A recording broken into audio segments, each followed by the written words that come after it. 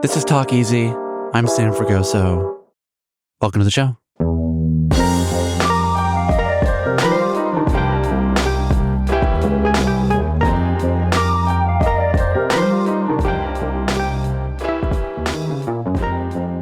Today, writer Percival Everett. He's the author of more than 30 books across fiction, poetry, and criticism. A feat that is so impressive that I'm tired just saying it. He's also the recent recipient of the Pulitzer Prize for his latest novel, James, a funny and bold reimagining of the Adventures of Huckleberry Finn, but this time told from Jim's perspective. Of course, Twain's Southern classic follows Huck and Jim down the Mississippi, or at least that's how I remember it, reading it as a kid.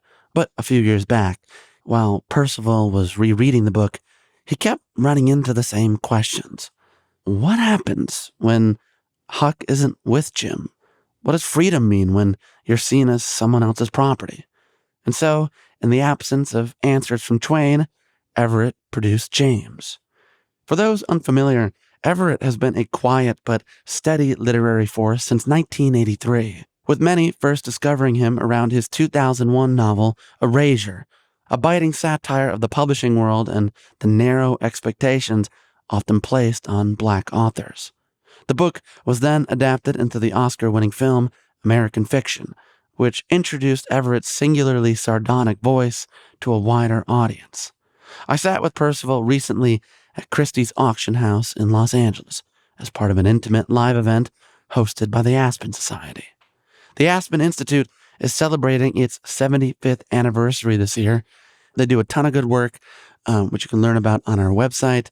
And I'm excited to share that we'll be returning to the annual Ideas Festival this summer. We went last year with Julia Louis-Dreyfus. We're also going to be coming to New York City for a live show at the Tribeca Audio Festival with none other than Sam Rockwell.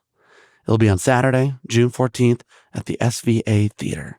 If you're in town and want to come, go to tribecafilm.com/talkeasy and use the code Sam and Sam for 10% off. That's tribecafilm.com/talkeasy, code Sam and Sam, SAMAND, SAM. Since the other Sam was in that dinner scene from this season of White Lotus, which is maybe my favorite moment of television in the last couple years, I have been dying to talk to him. So if you want to hear about that and all things Sam Rockwell, one of, I think, our best living actors, I hope you'll come out in New York City, Saturday, June 14th at the SVA Theater. We're going to be doing a lot more live shows this year. And so if you want to know when and where those are happening, be sure to join our mailing list. You can do that by emailing us at mail@talkeasypod.com. We've also included a link to the Tribeca Festival, our email address, etc. in the show notes of this episode. And now, here is my live conversation with Pulitzer Prize winning author, Percival Everett.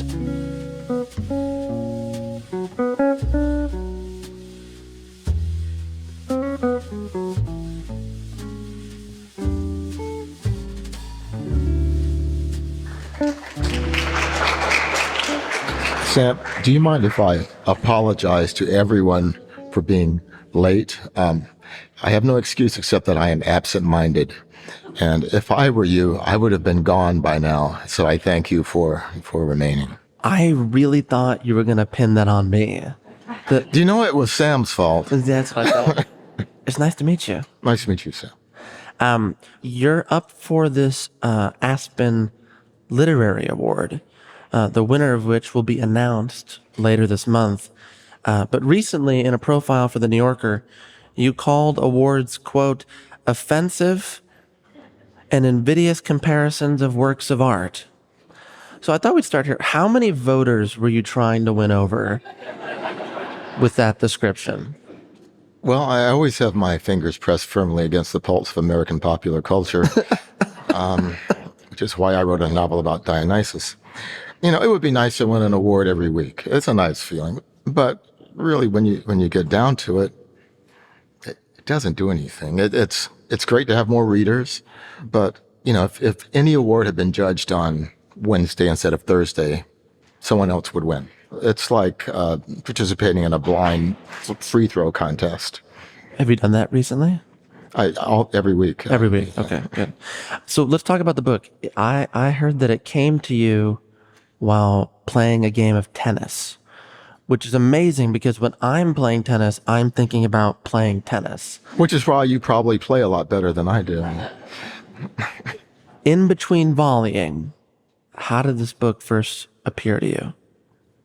Well, I mean, there wasn't much of an appearance. I hit a ball wildly out of the court, and my first thought was, I wonder if anyone has told the story of Huck Finn through James, which only explained my shot. And then later I started doing a little research and found out no one had. So. In the Paris Review, you said, I'm not a natural storyteller. I start with something that bugs me, some philosophical problem, and then I look for a way to explore it. So what was that for James? Well, usually that's very private for me. At the basis of nearly everything Well, we're only write, talking in public, so I think it's okay. Is the idea of the construction of meaning, how we do that. Language, people talk about the code switching in this novel. I never thought of using that term. Do you not like that term? No, I don't dislike it at all, but it makes it sound special when it's only being human. It's what we all do. It's not unusual. It's not exceptional. It's just how we survive in the world. So to name it seems to give it some special standing that I don't think, not that it doesn't deserve, but it misses the point of it. So the philosophical problem that you feel comfortable if you're going to sharing. force me to be really boring, it comes down to the notion of sense and reference that we see when we entertain Frege's puzzle of for an example, how you can have the morning star, the evening star, and Venus, the planet. All three things being the same thing, but being referred to quite differently and having different contextual and import. When you published your 2009 novel, I'm Not Sidney Poitier, you watched all of his movies over and over and over again. You did the same, I'm told, before writing James, rereading Twain's Huckleberry Finn 15 times. What happens through this immersion process? Are you trying to drive yourself mad before you start writing? Well, that was an unforeseen side effect of it. I wanted to blur the novel. I wanted to know that world, feeling that I owed some loyalty to that world, but I didn't want to owe any loyalty to the text. I'm an admirer of Twain's prose, so I needed to remember what had happened without remembering how it was told to me. And so reading it over and over, when you repeat a word and it becomes nonsensical, it sounds, what does that mean? Mm-hmm. Well, that's what happened. The sad part is that I could have read it 10 times and achieved the same effect. But I read it 15, I closed it, and I haven't looked at the text since then. So when I made my novel, anything that's in there from Twain is really only a memory of a world and not of the book itself. I never appealed to the book. Your memory of your experience having read it 15 times. Yes. So Well, is that what you mean by loyalty? I'm trying to understand that. Loyalty to your memory versus loyalty to the text. Well, loyalty to the world of that text. What happened to Jim and Huck and all of those events. And much of the novel, much of Adventures of Huckleberry Finn is Jim and Huck are separated. And that, of course, gave me the window through which to tell the story. That part of the story is missing. What is Jim doing when Huck is not with him? And so, of course, in my novel, one has to wonder what Huck is doing, because Huck is not present since it's from Jim's point of view. Well, why don't we read from a scene where we're with Jim and he's united with an instrument to start to tell his story from page 50 in the book.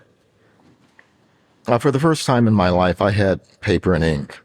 I was beside myself. I found a straight stick and shaved it to a point and scratched a groove into one side of it.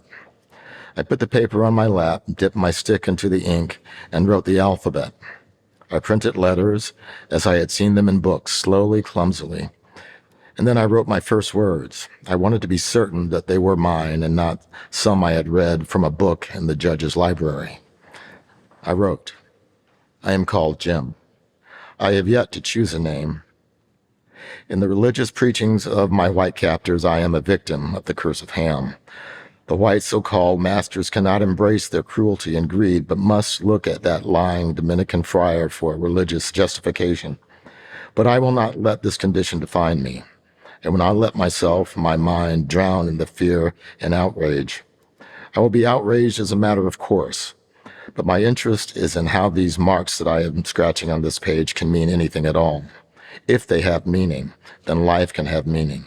Then I can have meaning. How do you feel about rereading your own work? Well, I think it's ridiculous. Readings, and I wrote it down so that other people could read it. I sensed that when I asked you to do it. You gave me a face that went, this is ridiculous. Yeah, well, you know, I get it. People like to hear. Oh, no, I'm going to ask you to keep doing it. So just... No, I don't have much affection for my work when I'm done with it.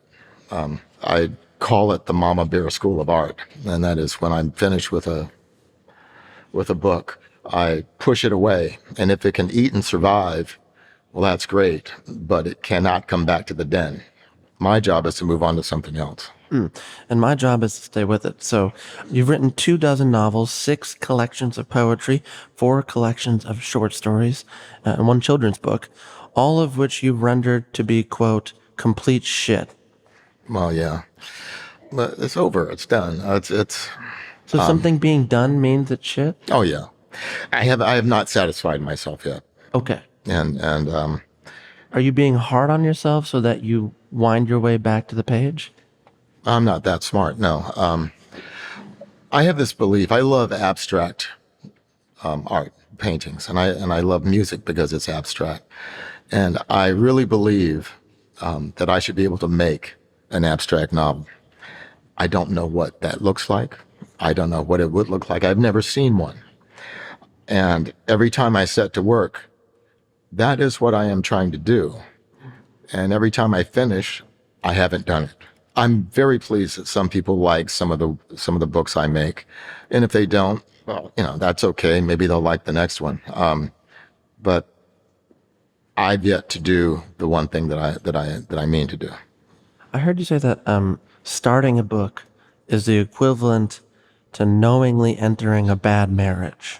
You've written a lot of books, so does that make you a masochist or a monogamist? That's a distinction with no difference. No matter what your friends and your loved ones say to you, you're going to do it anyway. Mm. And it's going to be full of lots of highs and lows, and no matter what you do, it's going to end badly. Mm. That's just the way I think maybe making all art works. It sounds romantic when I say it, but it doesn't feel that way at all. You have to tear up a part of yourself to make something new. And that's the unpleasant part of it, but it's also the part of it that's thrilling and the part of it that keeps us making more work. You know, we talked a little bit about Mark Twain. I believe he's one of 4 figures that have shaped your sense of comedy. Is that right? Yeah, and this is, I've sort of been able to articulate this for a long time. It's in order of importance: my father, Mark Twain, Groucho Marx, and Bullwinkle the Moose. Just to give you an idea of how cool Bullwinkle is, my father was a punster, and so I liked puns. And Bullwinkle, there was an episode of Bullwinkle and Rocky the Squirrel trying to find this little boat covered with gems, and it was the ruby yacht of Omar Khayyam. And I just love that. And I'll share with you my favorite pun of my father's, which was my mother would put newspaper on the kitchen floor, mm-hmm. so that by the time on rainy days you got through the kitchen, your shoes were a little drier by the time you got to the nice floors. And he was standing on the newspaper, And he looked at me. I was 9. I remember this so vividly. He said, "These are the times that dry men's souls." And I thought, that is fantastic. Yeah. And a writer is born, just like that. You know, you are born in Fort Gordon, Georgia. It's now Fort Eisenhower. It may well be Fort Gordon again any day now. I'm going to leave that one there.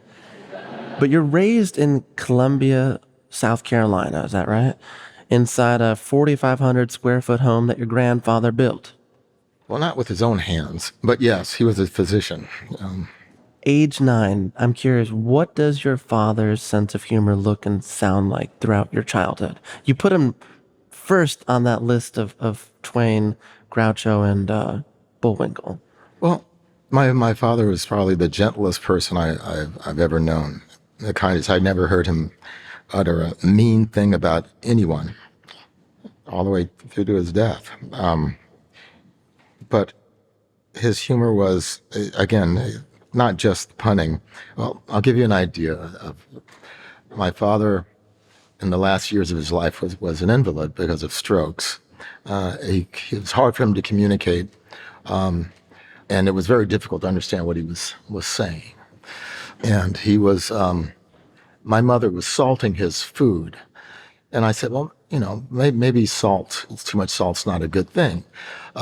Though probably in those years, those last years, it really didn't matter, but I was trying to be a good son.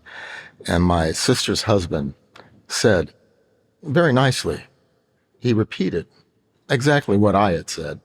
And my mother snapped at him and said, I've been taking care of him for years.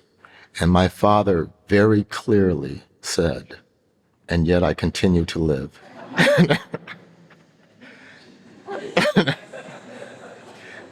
And you said he never said a mean thing? No. Yeah. I wasn't mean. That was quite true. But still, there he was, and I knew that he was in there. You said that he was the most gentle person you had met? Yeah. And your mother? Not so much. No, my mother was a loving, loyal mother, and could be mean. My father, that gentle man, as we were driving home from my mother's family's farm when I was maybe 10, in a meadow, there was a huge cross burning. It was a Klan rally. And it was nighttime, and there was a checkpoint where these Klansmen were stopping cars as they came by. And, this was when I was a kid. Well, we didn't have seat belts. Kids were, I probably was standing on the seat of all things, but I was in the front seat with my father, and I looked over, and in his lap, I had never seen it before. I didn't know he had it. I didn't know it was in the car. I don't know where it came from. It was a pistol. And we came to the checkpoint. He stepped on the gas, and we roared away. And luckily, no one followed us, and we didn't end up in the newspaper. But I never forgot that this person, who was so gentle and so kind to everyone, had to change his entire being to protect his family. And when I say gentle, I mean it. But also, he lived in a real world. What do you say? It's not code switching, it's being a human being. Yeah. Yeah. You came of age in the 60s and 70s. You were in segregated schools until you were in junior high. That's correct. So that's about a decade of segregation being a constant. When you went to bookstores, coming from a family of a generation of doctors, I believe, did you find yourself or your family inside the literature available to you at that bookstore or in the libraries? Well, when I would look for contemporary novels or novels present in the bookstores I would enter, it was frustrating because it seemed that all the literature I would find was about the antebellum South or the inner city North. And none of them represented middle-class black family of doctors. So I didn't exist. But on the shelves of my grandfather and of my father, I slowly stumbled onto books of the Harlem Renaissance, which were more diverse and with a greater range of society. What I realized was the books being published at the time I was a kid, someone was making this decision that those were representative of the African American experience. Of course, the failure there is thinking that one can identify an African American experience. And this is something that my father and I would talk about a lot. The fact that from place to place, religion to religion. I grew up with a grandfather, a physician in Columbia, South Carolina, who was a raving atheist. All of his patients were Christians, and they would ask him, "Should we pray?" And he would look at them and say, "It can't hurt." So we talked about the fact that we're all as different as the world depicted of white America, and that the real racism started with this belief that we were all the same. Your book, Erasure, which was later adapted into an Oscar-winning film called American Fiction, gets at some of the thing you're talking about in terms of what the publishing industry chooses to prioritize, which kind of stories from quote-unquote Black life it deems to fit print. But you seem most interested in language here more than anything. You said recently the fact that people could even talk about Black life as if that exists. The idea that a book would be about Black life in America any more than a book could be about white life in America is ridiculous. Unpack that for us. What do you mean by that? Well, a Black family living in Wyoming has a completely different experience from a Black family living in Hattiesburg, Mississippi. A completely different experience from a Black family living in the Bronx, New York. Why? Because they live in different places. Black Muslim people have a different experience from Black Christians. Socioeconomic differences make just like anyone else. The only shared experience, and this isn't just shared with other Black people, the only shared experience that we can talk about with any amount of confidence is that brown people in this country, when they see blue lights in their rearview mirror, all have the same feeling. That is a shared experience. So when you start publishing, in the 80s and into the 90s, what did you make of the industry at large, knowing that you discovered what was popular during the Harlem Renaissance, but by the time you were a kid was no longer deemed popular? How did you situate all of that? Well, I don't know how much I actually thought about it. I was trying to make work. So how did you make it work?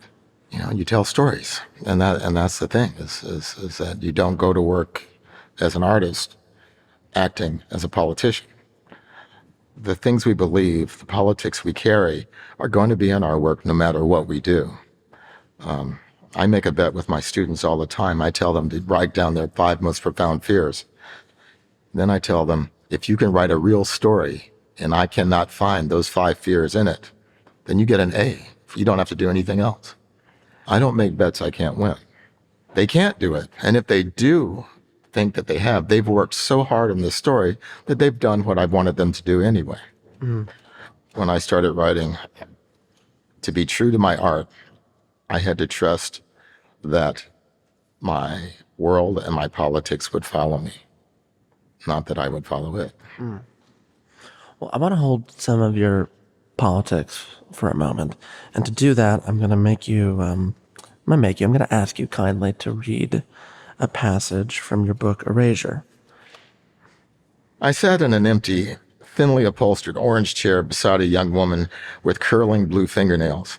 She had a little boy with a runny nose sitting on her lap. "Handsome boy," I said. "How old is he?" "2 years," she said. I nodded. The chair was more comfortable than I expected a waiting room chair to be, and I felt the artificial pressures of my day fading away, trailing off to a whisper in that dim den of reality. So what are you doing here in Washington? Yvonne asked me from her desk. Came in for a meeting, I said. You must be important to be coming to Washington for a meeting like that, she said. I shook my head and laughed. No, it's a meeting of the Nouveau Roman Society. Hardly important. I read a paper this morning, and now I'm done. Yvonne looked at me as if the words were getting lost in the space between us. She nodded her head without looking directly at me and went back to her work on the desk. I felt awkward, out of place, like I had so much of my life felt, feeling like I didn't belong. You write books, the woman with the child asked. Yes. What kind of books you write? I write novels, I said. Stories. Already feeling out of place, I now didn't know how to sound relaxed. My cousin gave me Their Eyes Were Watching God. She had it in a class. She goes to UDC. I like that book. That's a really fine novel, I said. She gave me Cain, too, the young woman said, adjusting her son on her lap. That's one of my favorites. Great book. It ain't a novel, though, is it? She asked. I mean, it ain't just one story, and it's got poems in it. But it seemed like one thing. Know what I mean? I know exactly what you mean. I think about that story, Box Seat, and I think I'm in that theater all the time, watching them midgets fight.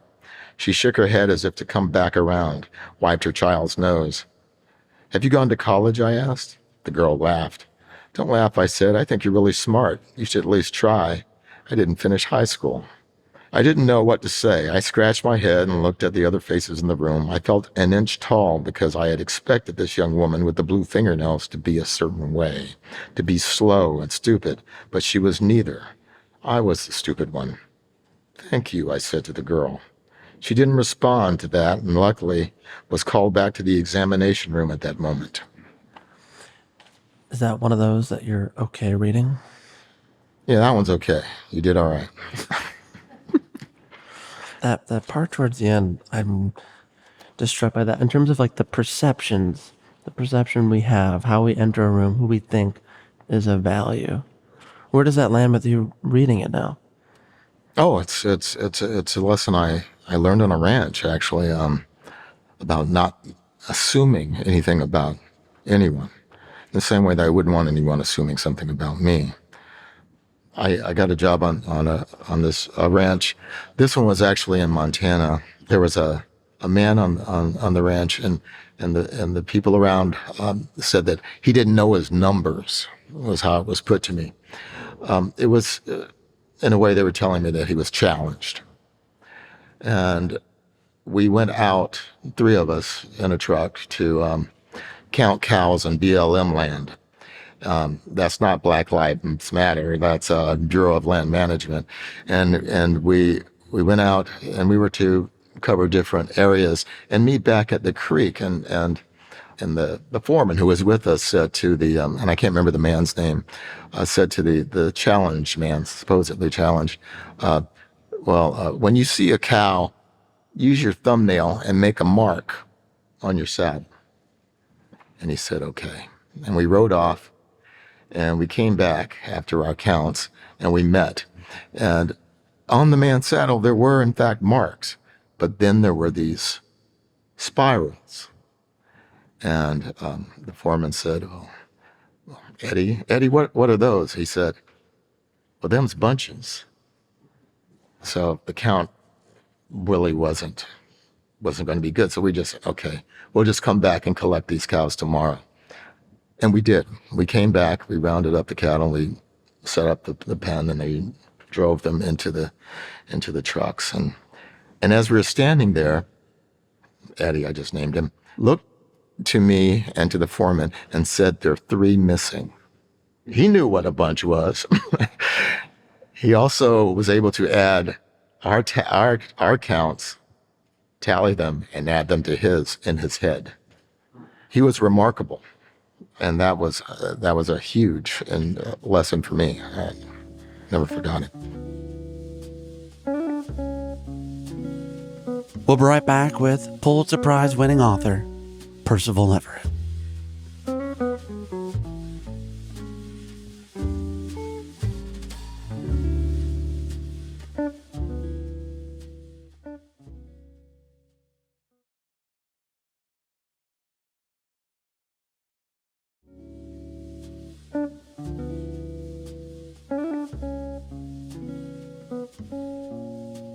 So, taking us back into the classroom, you've been teaching for a long time. How do you hold, I don't know, that kind of like curiosity and that openness with students as kids have increasingly decided that they, how do I say it, don't read? Every week in New York Times, the New York, etc., there are articles written about how professors will not assign whole books anymore. Well, that's a shame, and I think that it's probably true, and people read differently now. I'm surprised at just how accelerated the run from books became after COVID. I have teenage kids, and COVID hit when they were, still in middle school and the beginning of high school, and all of a sudden everything was on a screen. When COVID ended, that persisted. The weird and unfortunate thing was, because it's much easier to grade assignments on screens, they had twice as much homework, which was not helpful. But also, they were reading snippets, chapters, instead of, as you say, entire books. So that is true, that is happening. I feel very fortunate that my kids, they maintained a love of books, but I have seen that they're less likely to finish books that they begin than they were before. Are they more cautious about language? My kids are not cautious about language at all. No, and I don't think there's a lot of second order thinking about language right at that age. It's either the enjoyment of access to information or just the enjoyment of the story. You show kids, you do a class on westerns, and you show the film Blazing Saddles. How does it play now in 2025? Before I talk about Blazing Saddles, this was the first time I've taught this. I'm teaching it this semester. Not one of them has ever seen a western. In fact, the other day we were watching John Ford's Fort Apache, in which Henry Fonda plays a Custer figure, and none of them knew who George Armstrong Custer is. And it reminded me, I taught this course at the Sorbonne in Paris to 27, 24-year-old French women who had never seen a Western. And it was the same thing. I had to explain every code to them, that nearly every film they see has been based on the structure of the Western. But the tropes of the Western are lost on them, and they're catching up again. And is the comedy of Blazing Saddles lost on them? A little bit. Blazing Saddles is so much smarter about race than anything we have now. Why do you think that is? It was written by Mel Brooks and Richard Pryor, and both of them were, famously lacking in filter, and things would just pour out unchecked. The joking about race in it is just that, and there's a lot of joking back and forth, and it's very relaxed. When I started doing this 20 years ago, even then, I'm the only one in my department who can teach Blazing Saddles. My white colleagues are afraid to do it, and I get it. My students, mostly white at USC, look at me and they're looking for permission to laugh. They hear the word nigger one time and they become terrified. And I tell them, you're not saying it. It's okay. It's the context. It's a 6-letter word. Don't be afraid of it. Understand it. There was an edition of, at least there was talk of an edition of Huck Finn where they replaced the word nigger with N-word. N-word Jim. Now, if I'm out in the world and there is somebody who will use that word, you know what I would like to know? That they will use that word, because I know where I stand. I don't need to think that people are hiding this. I never thought and I'm sorry, I'm going to talk about politics. I never thought that I would long for the intellectuals of the Bush administration but I do. For a while, even the worst racists in America, the Jesse Helms and the Strom Thurmonds, knew enough to know that their politics was shameful, and they would attempt to, if not change, to try to appear as if they were changing. Then all of a sudden, racists got their swagger back, and so it has changed. In 1989, I was invited to the South Carolina State House to address the South Carolina State Legislature on the arts. It was a very easy yes for me because I knew I wasn't going to have to write anything. I showed up on time. Sorry. And I must have not been with you. yes, and I stood there after the governor introduced me, and I said, I can't talk to you because in this room is a symbol of exclusion that will not let my words matter. On top of this building flies a symbol of exclusion that will not let my words matter, and I sat down. That was the Confederate flag I was referring to.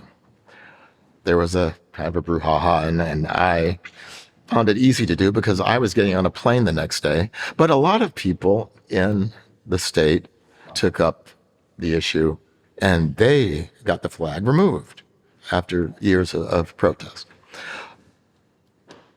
Now, as an American, I think I was wrong. I think the flag ought to be there. And it ought to be there for the same reason that I appreciate a big sign at the edge of a minefield that says mines. It's funny, like, everyone who teaches, I hear the same complaints, and speaking of signs, about trigger warnings and things that one can and cannot say. And it strikes me that your writing, you said Mel Brooks and Richard Pryor were unfiltered, but I think your work often reads and feels that way at its best. I know you don't do well with compliments, but it does. So I want to end on your work for a second. You said recently that the only reason I come to this art form is because I'm interested in playing with how meaning gets constructed. Now, not to be dim, but what does that mean? At the basis of my interest in meaning and my interest in language, and so my interest in literature, in making something that has meaning, is a really basic tenet of logic. I started out my studies in college as a logician. I studied mathematical logic. That's how I think about the world. And it has nothing to do with cultural identity or racial identity or even personal identity, but the idea of logical identity gives me a headache. That A equals A is not the same thing as A is enough to make me stop talking. That's where I start. And then it starts to build as I think about what is reality and what equals reality. What is meaning and what equals meaning. And so that's where I start with the idea of story. Then there are things that bug me in the world. Like? I don't talk about them. It's private to me. Oftentimes my novels are doing work for me that I don't expect anyone to see. Although you have said in just about every interview around this book that one of the reasons you wrote James in the way that you did is because you found 12 Years a Slave to be particularly frustrating. Yeah, but that's not really why I wrote the book. That just happens to be true. And I'll go ahead and say why it's frustrating, but it has to do with language. In that film, I don't know if you're familiar with it, Steve McQueen directs this story, a memoir of a black man who was kidnapped from the North before the Civil War, and this did happen, and he's taken to the South and sold into slavery. It's not a bad film. It's a bit fantastical. His ideal life, living in Vermont, eating crumpets and drinking tea with his white neighbors. But he's taken south, sold, and he's put into quarters with enslaved people. And something happens that is just not possible. He has not been enculturated with the people with whom he is put. He has not grown up with them, but he understands what they are saying to each other. Enslaved people were as complex as anyone else. And one of the things that we as human beings do, complex human beings, is we find ways to talk to each other that will not allow entry of our oppressors and enemies. They would have found a way. Who knows what it would have sounded like? In James, I use standard English. But who knows what it would have sounded like? But it would have been theirs. A language that would allow them to speak about the things that human beings talk about, their hopes, their worries, their fears.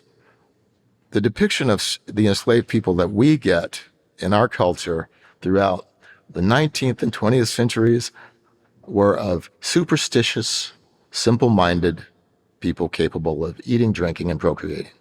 But that's not true. They thought about the stars. They thought about religion in ways that were more complex than mere fear or desire for an afterlife.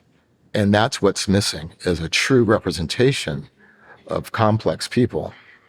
And so that's where my complaint about that film comes in, but that really is just a part of the construction of the novel, not at the base. Well, in the interest of leaning into complexity in 2025, why don't we read from chapter 15 of James? I read and read, but I found what I needed was to write. I needed that pencil. I could not keep track of my thoughts. I could not follow my own reasoning after a while. This was because I couldn't stop reading long enough to make space in my head. I was like a man who had not eaten for a season and then gorged himself until sick. I appreciated Voltaire's notion of tolerance regarding religious difference, and I understood, as absorbed as I was, that I was not interested in the content of the work, but its structure, the movement of it, the calling out of logical fallacies. And so, after these books, the Bible itself was the least interesting of all. I could not enter it and did not want to enter it, and then understood that I recognized it as a tool of my enemy. I chose the word enemy and still do, as oppressor necessarily supposes a victim. That part right there, I was not interested in the content of the work, but its structure, the movement of it, the calling out of logical fallacies. Do you know what the Shakers were? They were a religious group who sort of condemned themselves to obsolescence by deciding they would not procreate, and so there are no Shakers left. But it's every force evolves a form. Every story generates a structure that makes meaning for it and for the story, which is why my works don't look the same one to the next. My last question, in the interest of meaning, you said this thing about yourself that has just stuck with me all week in preparation. You said recently that your head, which is where you live when you write, is a bad neighborhood. Oh, yeah. And I do not like being in there. Well, apparently I do like being in there, but, but still, it's a bad neighborhood. What are the defining features of a bad neighborhood for Percival Everett? No. And why, if it is so bad and is so difficult, how and why do you keep coming back to it? Well, like most bad neighborhoods, that's where most of the interesting people live. There are caves there. If for it to be a bad neighborhood, it has to have, like any really good bad neighborhood, it has to have things that are seductive. And so those might be seen as good things, but there's certainly things that pull me in so that I can be near the bad things. One can't be too literal about these things, but I did fall in love with caves for quite a while. And I found myself going into developed and undeveloped caves all over the U.S. until a friend of mine, when I said, I don't know why I keep going into caves with my stupid lighted helmet and all that stuff. And he, sort of slapped me and said, "You're working on a novel." And he was right. As is my custom, turned out that I didn't have to go into any caves to write that novel. There is one cave in it, but I did all this research. But what I learned was something that was not only crucial to that novel, but to my understanding of why I make art anyway. And that is, caves are scary to us in the abstract. They're dark. There's something in there. We don't know what's in there. Monsters are in caves, snakes, bats. And when you start going into caves, they're unknown. And as you get deeper, you keep looking back and you can see the light of the opening. And that's kind of your safety. Well, if the shit goes bad, that's where I'm going. And then something happens. You get deep enough into the cave and you make friends with it. And you don't look at the entrance, the lighted part, as the place that you want to turn to. It's always, I want to go deeper. And it's that, I call it this area of interstitial tension. And that's where art lives. When you hit that, not wall, but that space where everything turns around, is where I have to be to make the next one. Well, I thank you for living in the interstitial for as long as you have. And it's meant the world that you showed up here today. Late and all, I think it's still on me. And thank you for the book. Thank you, Sam.